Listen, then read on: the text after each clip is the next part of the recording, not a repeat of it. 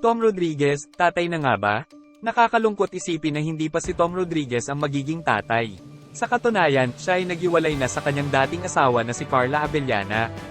Ayon kay Carla, ang dahilan ng kanilang paghihiwalay ay ang patuloy na pagkakaroon ng pag-aalitan, kasinungalingan, at kawalan ng pagbabago sa kanilang relasyon. Ibinahagi ni Carla na hindi ito ang unang pagkakataon na nangyari sa kanila, ngunit ito ay umabot na sa isang mas mataas na antas.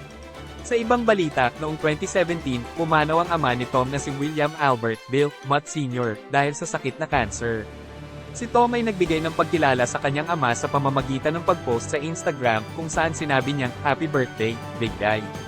I love you so much." Kaya't sa kasalukuyan, si Tom ay patuloy na nag-move on mula sa pagkawala ng kanyang ama at sa mga pagbabago sa kanyang personal na buhay.